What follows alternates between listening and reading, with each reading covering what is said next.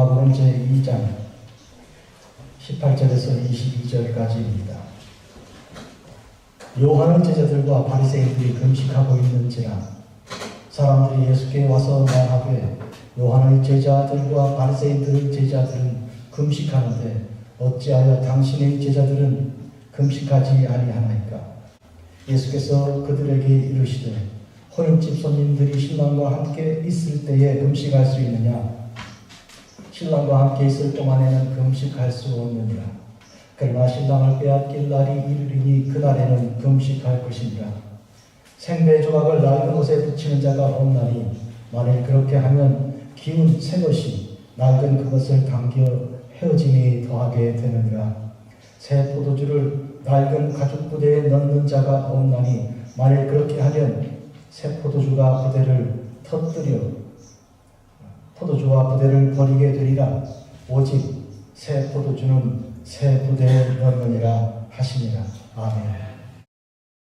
저는 오늘 말씀의 제목을 새 술은 새 부대에 이렇게 정하고 말씀 증거하겠습니다. 질문 하나 드리겠습니다. 금식은 좋은 것입니까? 금식은 항상 좋은 것입니까? 금식은 항상 무조건 좋은 것입니까? 대답을 위해서 우리는 질문을 다시 생각해 보아야 합니다. 왜냐하면 그 대답은 예이기도 하고 또 아니오이기도 하기 때문입니다. 상황에 따라서, 경우에 따라서 예일 수 있습니다. 아닐 수도 있습니다. 지금 성경 본문을 보면 세례 요한의 제자들이 금식을 하고 있습니다. 그리고 바리새인들의 제자들, 바리새인들도 금식을 하고 있습니다. 이렇게 보면 분위기가 지금 전체 흐름이 금식하는 그런 분위기입니다. 그런데 예수님의 제자들은 먹습니다. 그리고 마십니다. 누가 어떤 의문을 던질 만한 그런 상황입니다. 어떤 사람들이 예수님께 와서 여쭙습니다. 어떤 사람들이. 그런데 오늘 이 마가복음에 따르면 어떤 사람들인데 이 평행 이 말씀이 있습니다. 같은 내용의 말씀을 약간씩 변경시킨 그런 마태복음 9장과 누가복음 5장의 말씀이 있는데요. 마태복음에 따르면 그들은 요한의 제자들이었습니다. 질문을 제기한 사람들이. 세례 요한의 제자들이 아니 예수님하고 세례 요한은 좀 각별한 그런 관계이고 우리 선생님이 세례 요한이 이 예수님을 하나님의 어린 양으로 소개했고 분명히 어떤 유사점이 있는데 왜 우리는 금식하는데 저들은 금식하지 않지? 이렇게 의문을 제기했습니다. 누가복음 5장에 따르면 그들은 바리새인들 그리고 그들의 서기관들이었습니다. 그들은 금식을 아주 자주 하는 사람들이고 또 금식으로 인하여 여러 가지 자부심을 가지는 사람들이었죠. 그런데 그들이 볼 때 먹는 것, 저렇게 먹기를 좋아하고 마시기를 좋아하는 것이 영 탐탁지가 않았습니다. 다들 금식하는 분위기인데 왜 당신의 제자들은 먹고 마십니까?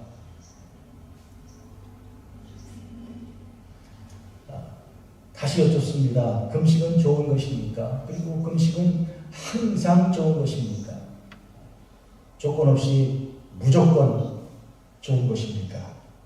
이런 질문을 우리가 품게 되는데 이 질문을 주님께서 이제 대답하십니다. 우리는 주님의 대답에 귀를 기울이죠.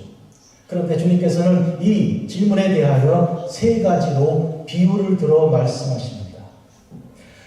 특히 오늘 이 본문으로 들어가기 전에 여러분에게 말씀드릴 것은 예수님께서 질문을 받으시고 그 질문에 비유로 대답하신 경우가 있는데요. 예를 들어 내 이웃이 누굽니까? 그때 선한 사마리아인의 비유를 하나 들어 말씀하셨죠. 좀 길지만 그래도 하나의 비유였습니다. 오늘은 하나, 둘, 세 가지 비유를 들어 말씀하시는 거예요. 그만큼 중요성이 남다르다고도 할 수 있어요. 그런데 특별히 기억해야 할 것은 이 대답 속에 주님께서 당신이 받으실 고난 그리고 십자가 그리하여 이제 오늘 우리가 사순절을 지내면서 주님께서 받으시는 그 고난의 그 깊은 뜻이 여기 암시가 되어 있는 것도 특별히 주의해야 할 부분이기도 합니다. 요한의 제자들과 즉 세례 요한의 제자들과 바리새인들이 금식하고 있는 중에 어떤 사람들이 주님께 왔습니다. 그들이 세례 요한의 제자들이건 아니면 바리새인들이건 이들은 다 금식의 당사자들이죠. 마태복음과 누가복음에 따르면. 그런데 오늘 본문을 보면 아마 그들이 아닐지라도 누구라도 제기할 수 있는 이 질문입니다. 곁에 사람들이 제3자가 와도 좀 이상하잖아요. 왜 어째서 당신의 제자들은 금식하지 않습니까? 여러분 이제 생각해 보겠습니다. 이 세례 요한의 제자들이 금식하는 데는 이유가 있습니다. 왜 금식합니까? 이때 그들의 선생인 세례 요한은 감옥에 있습니다. 헤롯이 얼마나 악한 사람이고 또 그의 아내가 얼마나 교활한 사람인지를 그들은 알고 있습니다. 언제든지 어느 순간이든지 그들의 선생은 이제 죽임을 당할 수 있습니다. 해서 그 감옥에 갇혀있는 그리고 그 위기 속에 있는 선생과 마음을 같이 하고 고통을 같이 나누는 의미에서 그들은 먹을 그런 마음도 들지도 않을 뿐만 아니라 금식하여 또 간절히 하나님께 부르짖어 기도해야 할 절박한 상황이 그들은 처해 있는 것입니다. 두 번째로 바리새인들입니다. 바리새인들은 왜 금식하고 있습니까? 이들은 일주일에 2번씩 금식하는 것을 자랑으로 여기는 사람들이고 그걸로 인해 사람들로부터 좋은 평가를 칭찬을 받는 것을 목표로 하는 사람들입니다. 아니 이 금식을 그들은 이용해서 저의 이득을 얻으려고 하는 사람들이지요. 이에 대해서 주님께서 그들을 빗대어 이런 말씀을 주셨습니다. 금식할 때 너희는 외식하는 자들과 같이 슬픈 기색을 띠지 마라.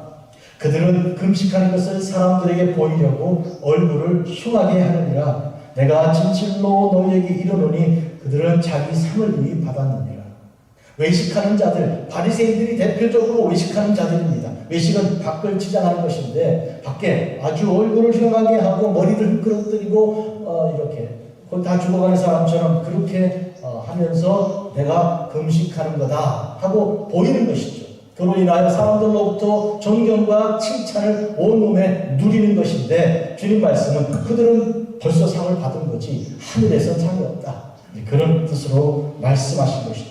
하니까 세례 요한의 제자들은 그들이 금식하는 목적은 선생이 고난당하고 있습니다.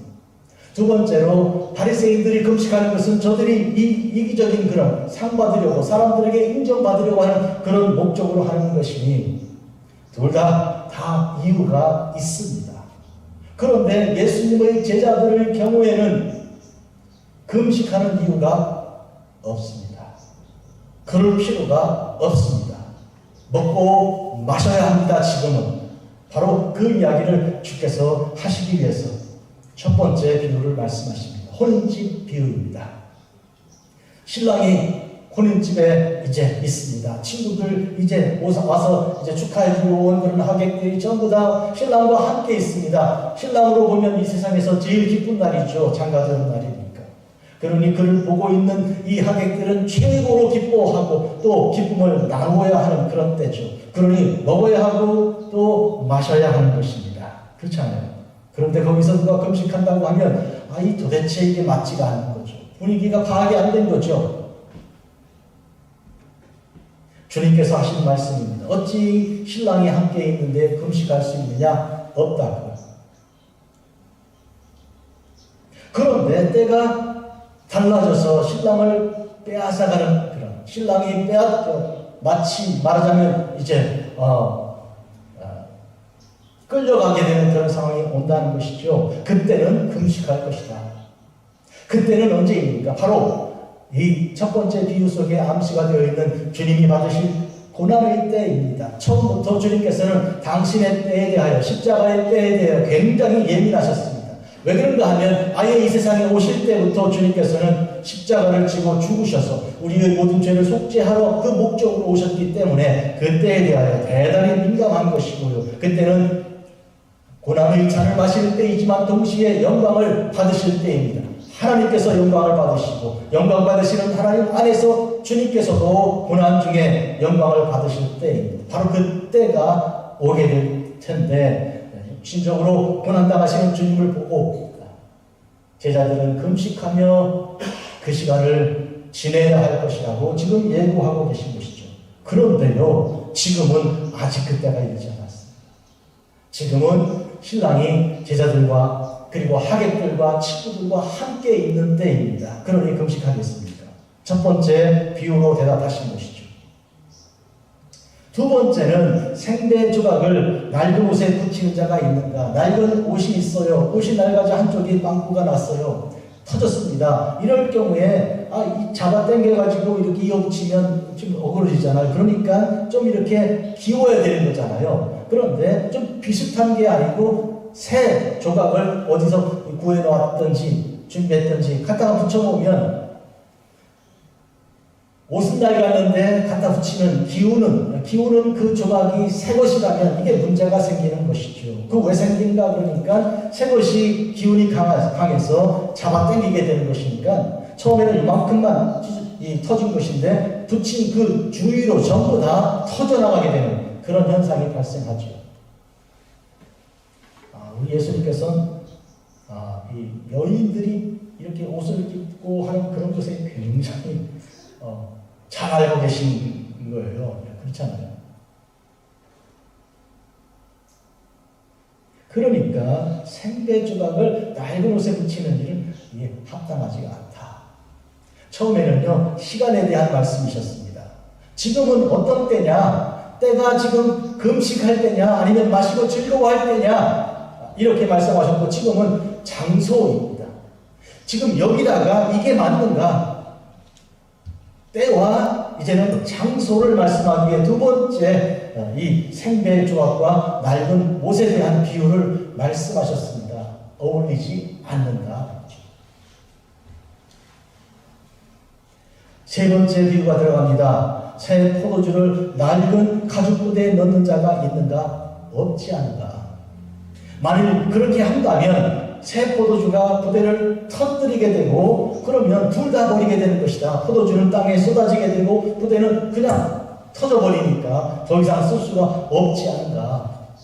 이 말씀을 하시면서 이 또한 장소에 대한 말씀하시는 것이죠. 이 부대라는 공간이 있는데 그 공간에 이 포도주 새 것이 그리로 들어간 것이 합당한 것인가? 그렇지가 않다는 것이죠.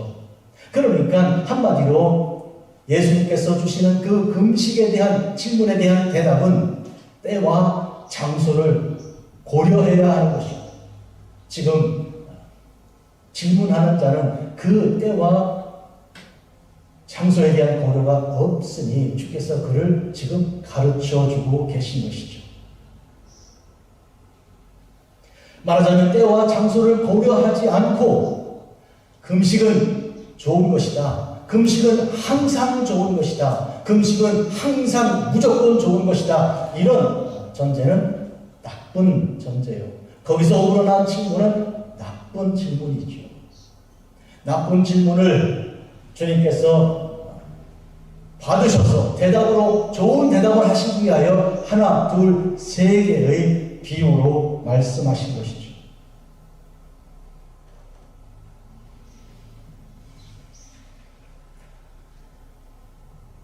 말 한마디로 천냥빚을 갚는다 하는 우리 한국 속담이 있는데요.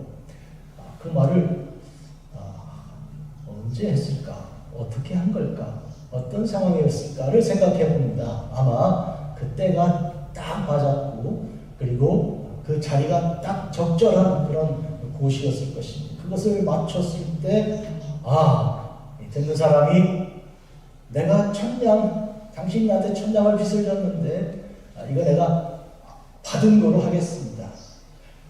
달리 말하면 당신이 나에게 준 그 말 한마디는 천냥보다 더 귀합니다. 그러니 내가 그 돈을 받겠습니까? 받은 걸로 합시다. 이렇게 되는 것이죠. 한마디로 천냥보다 귀한 것은 때와 장소에 걸맞는 그런 말이라는 것이죠.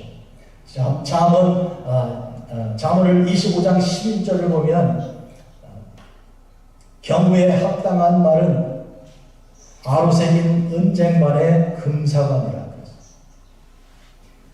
아로새긴 은쟁반, 쟁반이 아주 아로새겼으니 얼마나 멋있습니까? 그 쟁반 위에 금사관을 하나 딱 올려놨으니 멋지고 또 멋진 거 아닙니까? 이게 어떤 말인가요? 경우에 합당한 말이죠.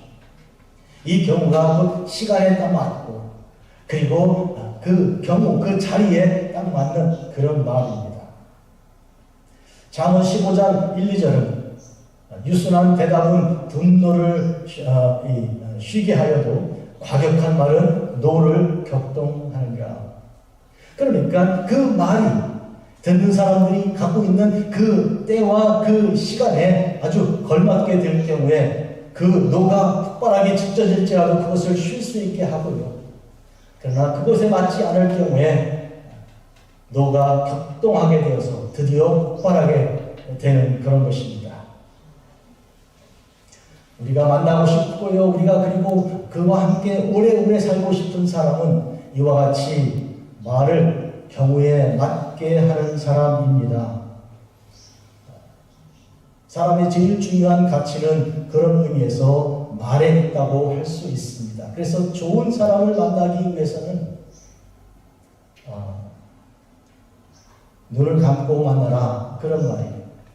그의 말을 듣고서 그에게 나아가서 그를 평가할 수 있다는 그런 뜻입니다. 여러분, 그런 의미에서 이와 같이 경우에 합당한 그런 말을 해주는 사람은 한 명만 있으면 충분한 것입니다. 그 한 사람을 만나는 일이 얼마나 귀하고 소중한 것입니까? 사랑하는 성도 여러분, 이제 전 때와 장소에 대해서 이제 하나씩 생각해 보겠습니다. 전도서라는 책의 3장 보면 3장에 때에 대하여 이렇게 시작합니다. 범사에 기한이 있고 천하 만사에 다 때가 있나니 날 때가 있고 죽을 때가 있으며 심을 때가 있고 심은 것을 뽑을 때가 있으며 죽일 때가 있고 치료할 때가 있으며 헐 때가 있고 세울 때가 있으며 울 때가 있고 웃을 때가 있으며 슬퍼할 때가 있고 슬퍼하는 것을 위로할 때가 있다 하는 것이죠. 여러분, 여기서 우리가 기억해야 할 것은 천하 만사에 기한이 있고 때가 있다는 것입니다.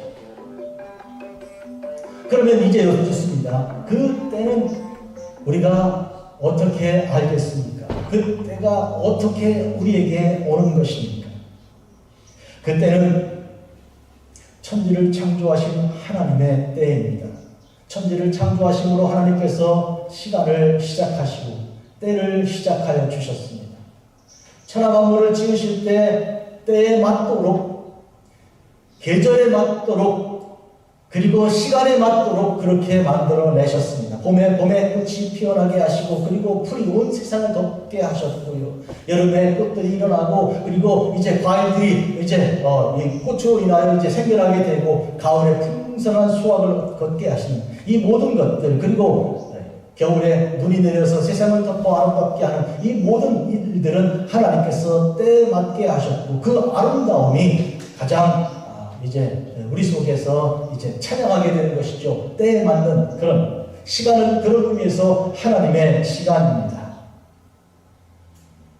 그런데 여러분, 오늘 이 바리새인들의 경우에 그들이 금식하는 그 때는 누가 정했습니까? 자기들이 정한 것입니다. 바리새인은 따로 서서 기도하여 이르되, 누가복음 18장에 주께서 주신 말씀 중에 있습니다. 하나님이여, 나는 다른 사람들과 토색 불의 가늠하는 자들과 같지 아니하고 이 세리와도 같지 아니함을 감사하나이다. 나는 일회에 2번씩 금식하고 또 소득의 11조를 드리나이다.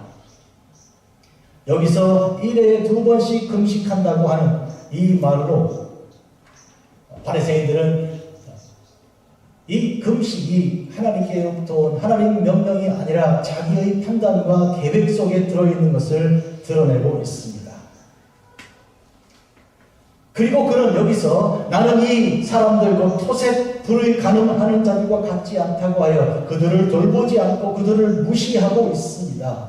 그러나 여러분, 금식은 그렇게 하는 것이 아니고 하나님의 뜻대로 하는 금식은 그 사람들을 도와주고 그 사람들을 가난과 그리고 궁핍에서 그리고 매임에서 풀어주는 것입니다. 이것이 이사야를 통해 나의 기뻐하는 금식은 이와 같다고 증거하신 거기에 뜻이 있어요. 전혀 다른 얘기하고 있잖아요, 이 바리새인들은. 그런 의미에서 하나님께서 주신 그 때 아니라 자기의 때, 자기 그 필요에 따라서 지금 금식을 하고 있는 것이죠. 두 번째로 장소입니다. 우리가 만약에 산갓집이 가면 우리는 거기서 함께 울어야 할 것입니다. 우는 자들을 위로하며 같이 눈물을 흘려야 합니다. 거기서 기쁜 노래를 부른다면 대단히 그것은 금물입니다.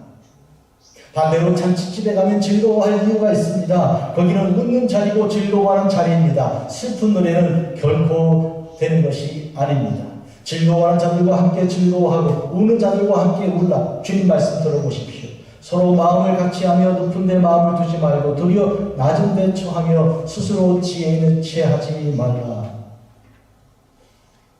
그러니까 웃는 자들이면 웃고요. 그런 때면 같이 그때에 맞추고요. 그런 자리면 그 장소에 맞추는 것이 옳고요. 슬퍼하는 자들이 있으면 가서 함께 슬퍼하는 것이 맞는 것입니다. 저는 오늘 주님께서 지금은 금식할 때가 아니라 하는 부분에 초점을 두고 결론 지으려고 그럽니다.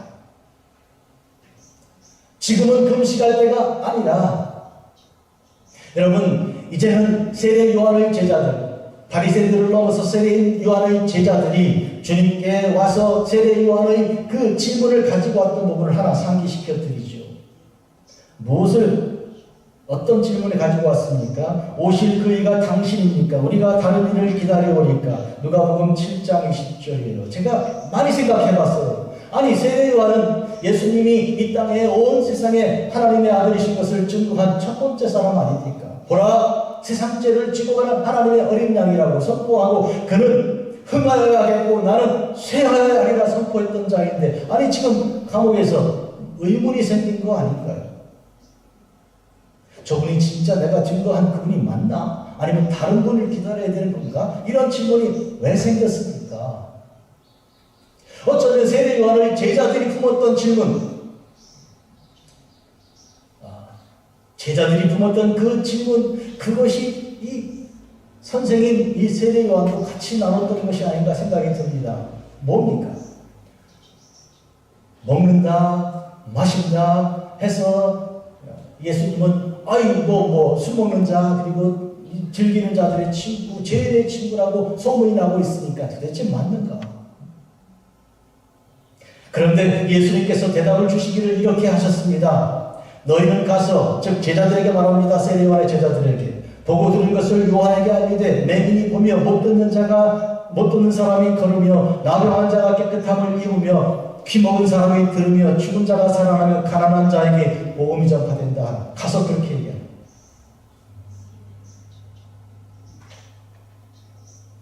이 말은 다르게 말하면 뭐예요? 지금 내 제자들이 먹고 마시고 즐기는 이유가 여기 있다. 봐라, 지금은 회복되고, 봐라, 지금은 즐겁고, 지금은 병이 낫고, 지금은 죄가 사함받고, 죽었던 자가 살아나는 시간 아니냐. 그러니 기뻐하고 즐거워야 마땅하지.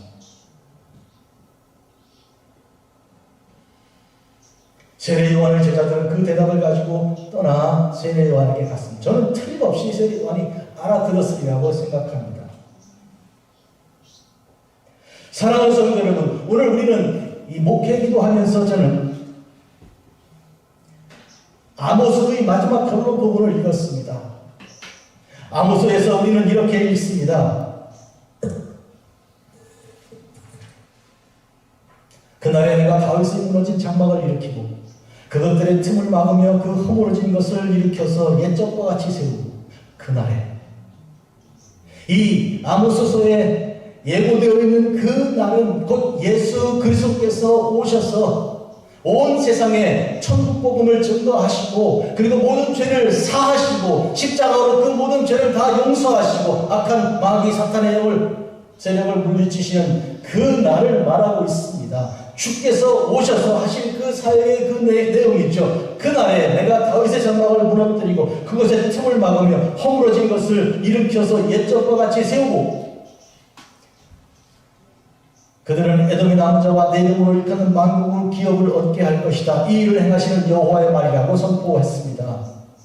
보라, 날이 이를지나 그때 파종하는 자가 곡식 추수하는 자의 뒤를 이으며 포도를 밟는 자가 씨 뿌리는 자의 뒤를 이으며 산들은 이 단포도를 흘리며 작은 산들은 녹으리라. 다 막 녹아 흐르는 것처럼 젖도 흐르고 꿀도 가득 차 흘러내리고 이 어마어마한 이 기쁨과 감사와 구원의 역사하심이 일어나게 될 것이다. 내가 내 백성 이스라엘이 사로잡힌 것을 돌이키니 14절 그들이 황폐한 성읍을 건축하며 거주하며 포도원을 가꾸고 그 포도주를 마시며 과원들을 만들고 열매를 먹으리라. 어떻습니까? 기뻐하고 즐거워하고 함께 어울려 덩실덩실 춤추면서 실컷 먹고 즐거워할 때 아닌가요? 주님께서 기뻐하고 즐거워하며 함께 식사하실 때 세리의 집에 가셔서 이렇게 몸을 한쪽 팔로 대시고 쭉 뻗어 같이 식사하실 때 당시의 식사 방식이 그런 것이었지만 그럴 때 사람들은 도대체 예수님이 저들 중에 있으니 죄인 아니냐, 저들 중에 있으니 도대체 예수님이 뭐가 다르냐 이렇게 말할 만큼 주님은 그들의 친구가 되신 것이고 먹기를 탐하는 자로 그렇게 저평가된 것인데요. 그런데 여러분 기억하시기 바랍니다. 지금 그 사람들은 기뻐하고 있습니다. 아팠던 사람들, 그리고 쫓겨났던 사람들, 사람들로부터 죄인이라고 무시받았던 사람들, 그 사람들이 지금 즐거워하고 있습니다. 언제 웃어본 적이 있습니까? 언제 기쁜 적이 있었냐고요. 그런데 그들 얼굴에 웃음꽃이 피어 기쁘고 감사하게 주님께 영광 올려드리고 있습니다. 한 번도 걸어본 적이 없는 자가 일어나 걷고 뛰면서 주를 찬양하고 성전에 들어갈 수 없이 거부당하던 자들이 이제는 걸어갈 수 있잖아요. 장애자가 아닙니까? 그런 사람들이 들고 뛸 때 주님은 함께 뛰어 춤추고 계신 거잖아요. 그런데 뭐가 문제입니까?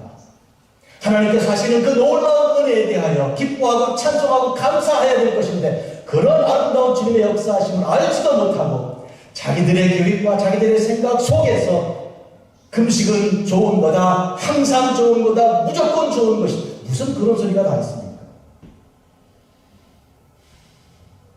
그렇게 하여 금식한다고 금식하지 않고 함부로 먹는 저들을 폄하하고 욕하고 저주하고 무시하는 바리새인 같은 사람이 주님께로부터 비판당하고 무슨 소리, 넌 물러나라. 시간도 모르고 때도 모르고 예수 그리스도와 함께 이 땅에 임한 새 시대와 예수 그리스도와 함께 이 땅에 임한 이 새로운 나라, 이 도대체 이해하지 못하는 어리석은 자들에 대하여 주님께서는 지금 분노하고 계신 것이죠. 세수는 예수 그리스도의 복음입니다. 이 땅에 한 번도 들어보지 못하고 물론 예언자를 통해 예고는 되었지만 그러나 직접 그 목소리를 들어본 적이 없고 그 땅에 울린 적이 없었던 그 새로운 메시지가 이 땅에 왔을 때 우리는 마땅히 새 가족도 되어야 하는 것이죠. 옛날 방식으로 옛날 생각을 가지고 그렇게 자기 중심으로 가시하고 살아가는 그렇게 해서는 받아들일 수가 없고 우리는 새 가족부대가 되도록 아버지여 내가 그렇게 되도록 도와주십시오. 기도해야 되는 것입니다. 나를 성령으로 충만케 하여 성령의 사람 되게 하여 주님 맞이할 만한 합당한 자가 되게 해달라고 세수를 맞을 수 있도록 합당한 자가 되게 해달라고 회개해야 되는 거 아닙니까? 회개해야 되는 거. 그런데 감히 우리 주 예수 그리스도께서 한 번도 웃어보지 못하고 그 누가 왜 웃지 못하게 했어요? 자기들이 그런 거 아닙니까? 무시하고 그렇게 억압하고 치료하지 않고 용서하지 않고 무시하고 함부로 해서 그런데 그들이 어쩌다가 한번 일평생에 처음으로 웃는 그 즐거움에 대하여 이제는 탕자의 비유를 잠깐 말씀드리죠. 큰아들에게 아버지가 불러서 얘기합니다. 야, 너 얼굴 좀 펴라.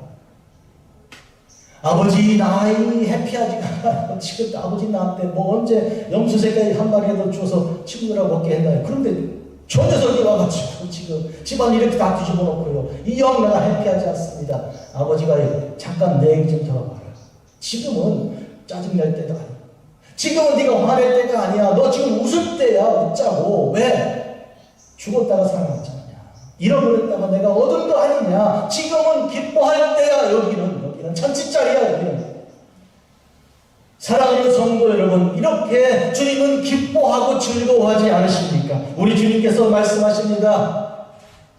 죄인 한 명이 돌아온 경우에 회개할 것 없는 99 의인이 곁에 아무리 있는 것보다 한 명이 죄인이 돌아오는 것이 더 기쁘다. 이것이 양, 잃어버린 양 한 마리를 찾아 길을 나서고 나머지 99마리를 그대로 두고 길 떠난 주님의 그 심정이 그렇게 설명이 되는 것이지요. 그 한 명이 돌아올 때 주님은 얼마나 기뻐하시는가. 스가랴서에 따르면 주님께서 그 기쁨을 이기지 못하신다고. 하나님이 기쁨을 이기지 못하면 어떡하실 거예요? 내가 볼 때는 덩실덩실 춤을 출 것 같아요. 하나님이 춤춘다. 이게 무슨 소리냐? 우리는 또 알고 있지요. 주님 오실 그때 누가 나팔을 분다고요? 하나님의 나팔 소리잖아요. 아니, 하나님의 나팔 소리. 하나님이 너 불어라 하고 주실 수도 있지만 당신이 볼 수도 있는 거 아닙니까? 이런 부분은 우리가 생각해야 돼요. 뭐예요? 하나님은 기쁘시다는 거예요. 지금 아버지 누구예요? 하나님을 말하는 거 아니에요? 그러면 그 아들은 누굽니까? 바리새인 같은 자들이죠. 그런 의미에서 우리가 주께 돌아왔을 때 하나님의 기뻐하시는 그 기쁘심이 오죽한데 오늘 우리가 하나님 마음을 알아드리고 하나님과 같이 춤추면 되는 거죠. 하나님께서 잡수신다도 먹고 같이 즐거워하고 뛰는 거예요. 그것이 오늘 우리의 주제입니다. 사랑하는 성도 여러분, 그런 의미에서 지금은 구원의 때입니다. 지금은 은혜의 때입니다. 믿으시면 아멘 하십시오. 그러니까 기뻐하자고요. 그러니까 감사하자고요. 아니 뭐 금식 아주 하지 말자는 얘기는 아니죠. 사순절 이제 마무리 이루는 뭡니까? 이제 마지막 한 주간 고난 주간에는 신경 써서 우리가 금식할 거 하겠지만 그러나 그때 금식은 절망의 금식은 아닌 거예요. 부활을 알고 있잖아요. 이제 곧 부활이 오잖아요. 약속이 되어 있잖아요. 그렇잖아요. 이미 이루어진 부활이죠. 그러니까 우리는 슬픔 중에도 사실은 기쁨이 들어있는 완전 절망하는 그런 금식이 아니고 이제 다시 주님과 함께 먹을 날이 곧 온다는 그런 기쁨이 있는 날입니다. 결론 지어 말씀드리겠습니다. 우리 삶에 이루신 주님의 능력을 생각해 보십시오. 우리 삶에 이루신 주님의 은혜를 생각해 보십시오. 저는 하나하나 돌아보면 놀라워 견딜 수가 없습니다. 어쩌다가 이런 일이 벌어졌는가? 어쩌다가 이런 놀라운 은혜를 내가 받을 수 있는가? 상상도 할 수 없다. 나는 다 망쳤는데 주님은 다 세고 일으키셨다는 거예요. 나를 보면 절망인데 주님 보면 기쁨이에요. 그러면 오늘 우리가 먹는 것, 우리가 마시고 즐거워하는 것은 누구 봐서 그러는 거예요? 나를 봐서는 방법도 없죠. 도대체 내가 뭘 살 수 있다고? 에이, 하루에도 몇 번씩 어떻게 죽나 이 생각만 하는 인생이. 그러나 주님 바라보니까 살고 싶은 거예요. 주님이 나를 위해서 하신 일이 얼마나 좋은지. 그러니까